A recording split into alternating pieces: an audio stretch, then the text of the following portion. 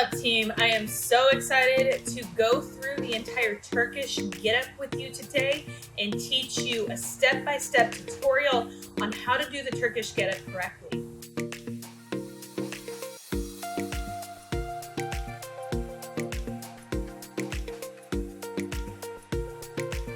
The Turkish get up is a very complex movement, so you want to make sure that you do it without weight before you add weight.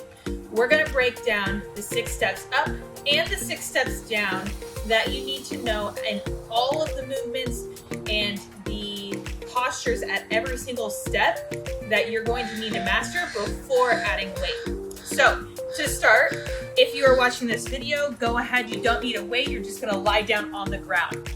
In the start position of the Turkish get up, you're going to be lying on the ground, and we're going to pretend we have a kettlebell in our arm. So for this, I'm going to pretend I have a kettlebell in my right arm. My right arm is going to be facing towards the ceiling, so like I'm punching the ceiling. If I'm holding the bell in my right arm, that means my right leg is going to be bent. If you think about having a line down the center of your body, we want to be outside at a 45-degree angle. So I'm going to take both of my legs down the center of my body, 45-degree out on each side. So we're not in a straight line. That's the first step. Hand also at a 45-degree angle, not up by the shoulder, not down by the hips, right in between. So to start here, we want to find a lot of tension. So that leg that's out in front of us, we want to think about kicking that heel into the ground, squeezing that quad, flexing the toe to the face to get a lot of tension. That way that leg doesn't pop up. On this side, we want to think about driving through our heel. So if we're holding the bell here, the number one thing, if someone was trying to pull your arm, you want to pull it down. So if I'm doing it on this side for you guys to see, visually see, if someone pulls my arm, I want to actively pull against that, squeeze my armpit down and back. So you're activating that lat. Once we have that nice and tight, you want to think about squeezing the armpit on this side. And I like to think about driving up onto my elbow, not onto my hand. So from here, we're going to do what I like to call the roll and then pull. What's important here in that first step, and this is the strongest step that you need, especially when you're going heavy, is you need to not think about it as a sit-up. Your chest is not going straight up. Your chest is going to be going diagonally. So what you can think about is that torso or that rib cage is actually rolling to the side and going away from the body, almost at a diagonal. So your roll is going to come from the drive from the heel. So if I have the bell in my right arm and I have my right foot on the ground, I'm driving through that right foot, rotating my torso. This is going to bring my glute off the ground. My left glute stays on, so it brings my right glute off the ground. And together, as I roll, I'm going to pull up onto the elbow. So find that starting position, lots of tension, drive through the heel, you roll, pull. So notice how I actually drive my elbow into the ground. So once we get to this top position, a few things to note. Our bodies are a little bit different in terms of length, so it's going to take a little bit of time for you to find the perfect stance for you. What you want to think about in this position is having the elbow stacking the shoulder directly over the hand that has the kettlebell. So I'm forming a straight line from the bell all the way to the line on the ground. Second thing here, we want tension throughout this whole movement. So my core is braced. I'm still flexing this leg nice and tight, and then creating space in your armpit. What I mean by that is a lot of the times I'll see people sitting and just kind of letting that shoulder shrug. So think about creating space. If there was fire underneath your armpit, you're gonna push away to not let yourself hit that fire. So notice I'm pushing away. That's gonna create tension at my lats. That's gonna keep me nice and safe. From this position, we're gonna move to the hand. In order to move to the hand, you're gonna have to slightly rotate your hand. So if I was to come up onto my hand where it is right now, this is gonna put me in a weird position where my shoulder is likely going to wanna dip forward. So what we do instead, you take the palm, you slightly rotate it away, and you're gonna push into your hand, and notice as I push into my hand, it comes a little bit closer to my body. So as I push, I slightly bring it closer. Again, here, what we're not gonna do is shrug.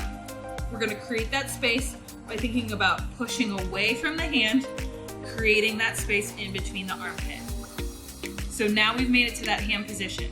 If we go back down, what you're gonna do from this hand position, slightly rotate that thumb in towards the body to come down to the elbow, and make sure when you come down to the elbow, you're not letting yourself shrug, you're creating that space. And then you're gonna push away from your elbow. Think about a hollow rock position as you come down to the ground. So now you've learned 2 steps. So we're gonna work our way up to that hand position. So starting here, squeeze everything tight. Remember the roll and pull. So you roll, pull, hand comes down, rotate it slightly out, push through the ground, bring that hand slightly closer, push away, so you're creating that tension. We're gonna come up to our midpoint position. So what we're gonna do here is we're going to bring this leg that's in front of us underneath our body, creating what I like to call a tripod.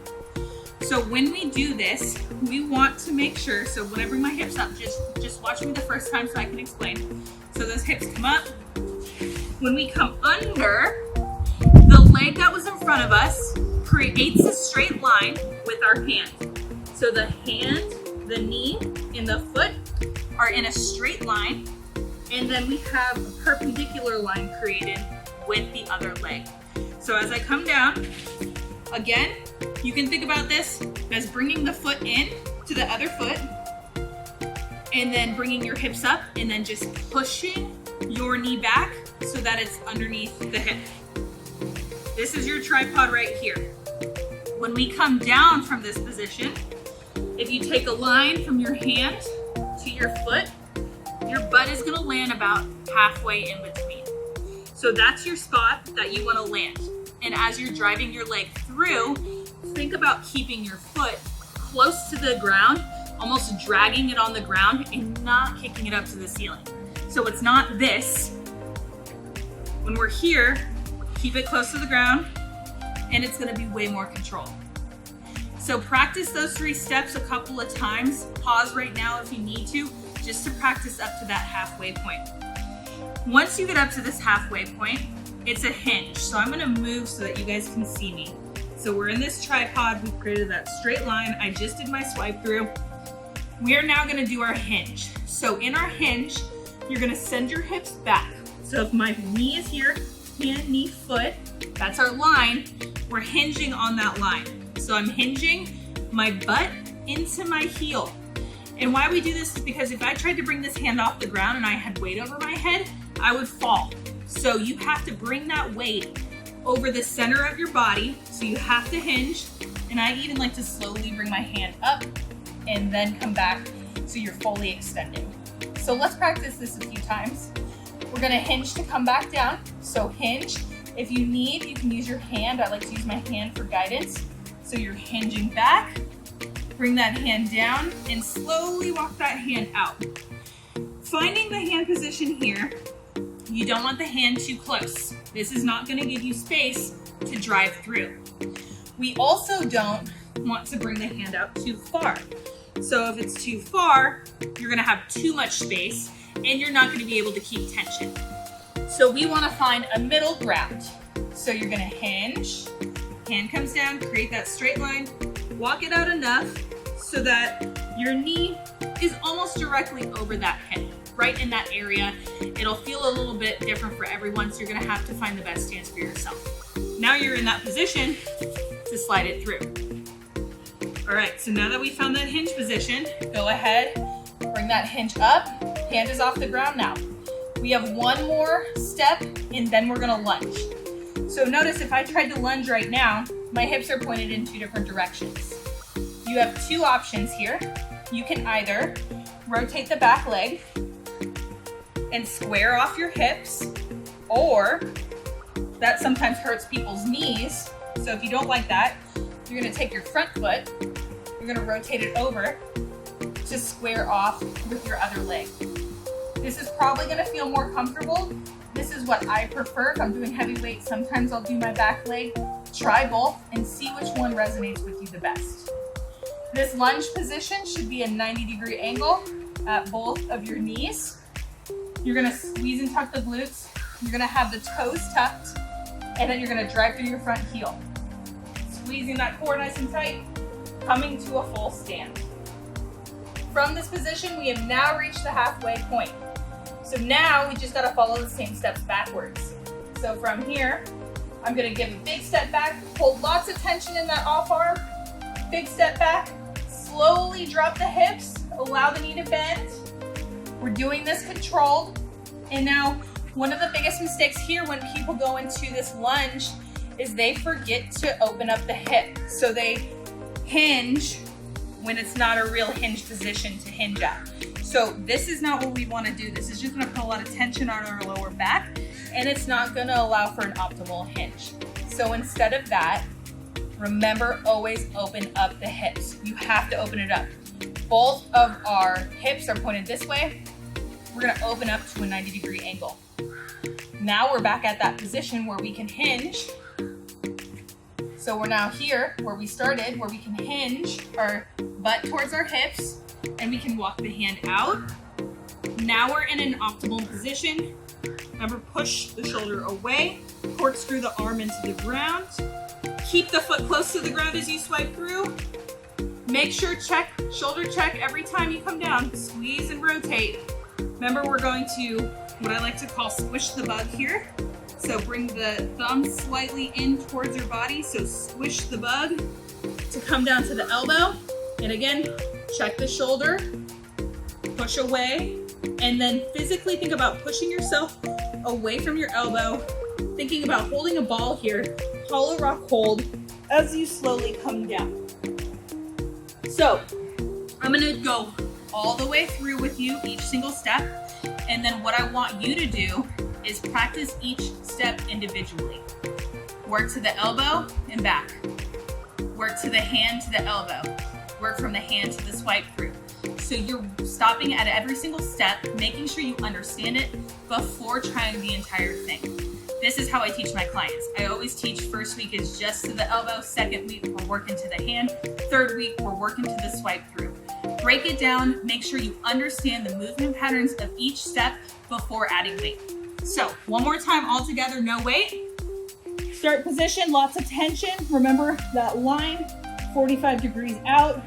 Squeeze the armpits down. We got the roll and pull. Drive to the heel, roll up onto the elbow. Push away from the ground. Hand comes down, rotate it slightly out, and push the hand, bring it slightly closer so that you can create that tension right here. From here, we're going to bring those hips up. Now again, there's two different ways here to do this. You can do hips straight up and drive through.